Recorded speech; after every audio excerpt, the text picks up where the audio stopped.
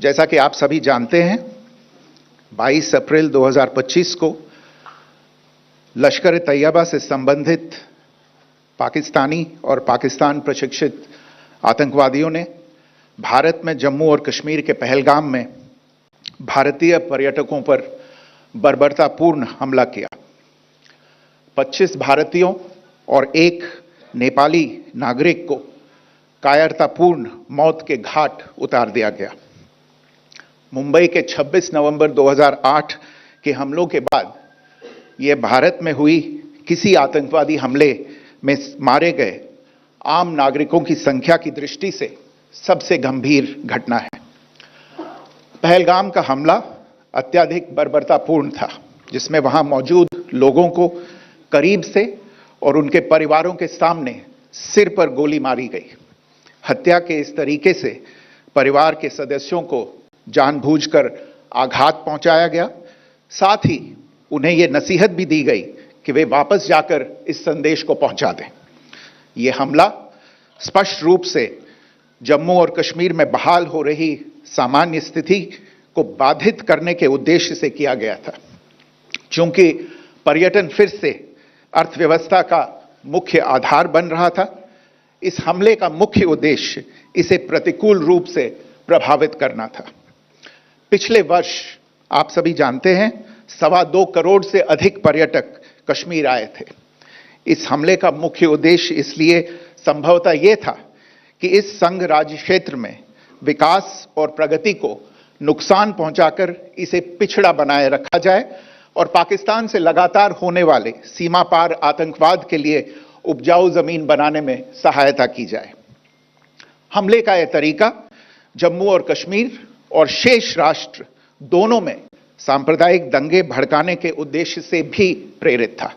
इसका श्रेय सरकार और भारत के सभी नागरिकों को दिया जाना चाहिए कि इन प्रयासों को विफल कर दिया गया। एक समूह ने खुद को रेजिस्टेंस फ्रंट TRF कहते हुए इस हमले की जिम्मेदारी ली है।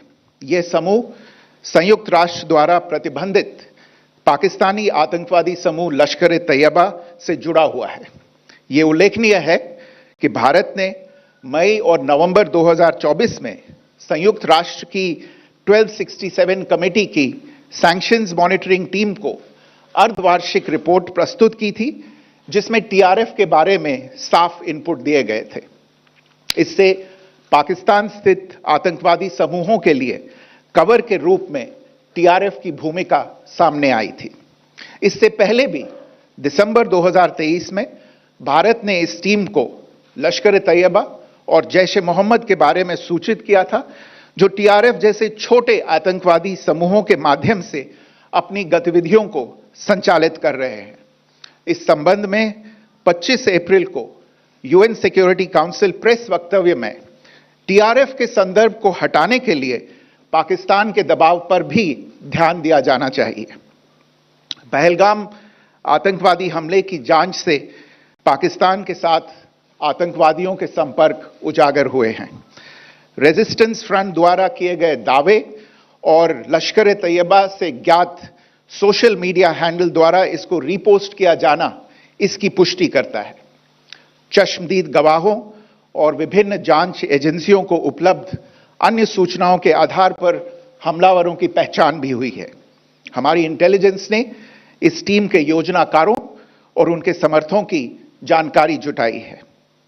इस हमले की रूपरेखा भारत में सीमा पार आतंकवाद को अंजाम देने के पाकिस्तान के लंबे ट्रैक रिकॉर्ड से भी जुड़ी हुई है, जिसके लिखित और स्पष्ट दस्तावेज उपलब्ध हैं।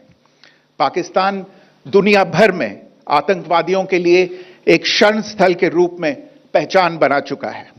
यहां अंतर्राष्ट्रीय स्तर पर प्रतिबंधित आतंकवादी सजा पाने से बचे रहते हैं।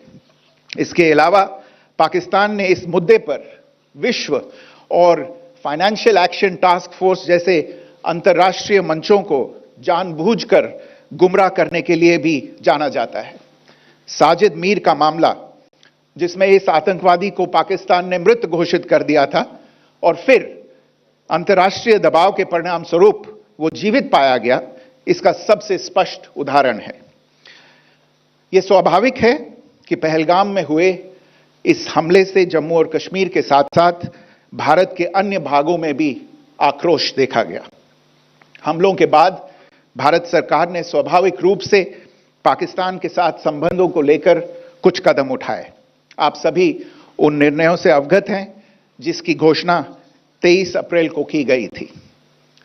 तथापि यह आवश्यक समझा गया कि 22 अप्रैल के हमले के अपराधियों और उनके योजनाकारों को न्याय के कटघरे में लाया जाए। हमलों के एक पखवाड़े के बाद भी पाकिस्तान द्वारा अपने क्षेत्र या अपने नियंत्रण वाले क्षेत्रों में आतंकवादियों की इंफ्रास्ट्रक्चर के विरुद्ध कार्रवाई करने के लिए कोई स्पष्ट कदम नहीं उठाया गया है। उल्टे वो इनकार करने और आरोप लगाने में ही लिप्त रहा है। पाकिस्तान आधारित आतंकवादी मॉड्यूल्स पर हमारी खुफिया निगरानी ने संकेत दिया है कि भारत के विरुद्ध आगे भी हमले हो सकते हैं। अतः इनको रोकना और इनसे निपटना दोनों को बेहद आवश्यक समझा गया।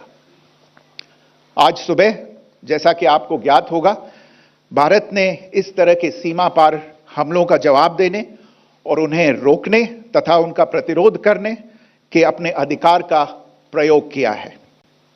यह कार्यवाही नपीतुली, नॉन एस्केलेटरी, आनुपातिक और जिम्मेदारीपूर्ण है। यह आतंकवाद की इंफ्रास्ट्रक्चर को समाप्त करने और भारत में भेजे जाने वाले संभावित आतंकवादियों को अक्षम बनाने पर केंद्रित है। आपको यह भी स्मरण होगा कि 25 अप्रैल 2025 को संयुक्त राष्ट्र सुरक्षा परिषद ने पहलगाम आतंकवादी हमले पर एक प्रेस वक्तव्य जारी किया था, जिसमें आतंकवाद के इस निंदनीय कार्य के अपराधियों, आयोजकों, फाइनेंसरों और प्रायोजकों को जवाबदेह ठहराने और उन्हें न्याय के दायरे में लाने की आवश्यकता पर जोर दिया गया था। भारत की आज की इस कार्रवाई को इसी संदर्भ में देखा जाना चाहिए। Good morning. Thank you all for joining this briefing. As you are all aware, on April 22, 2025, Pakistani and Pakistan-trained terrorists belonging to the Lashkar-e-Taiba carried out a savage attack on Indian tourists at Pahalgam in Jammu and Kashmir in India. They murdered 26 people, including one national of Nepal, causing the largest number of civilian casualties in a terrorist attack in India since the 26 November 2008 attacks in Mumbai. The attack in Pahalgam was marked by extreme barbarity, with the victims mostly killed with headshots from close range and in front of their families. Family members were deliberately traumatized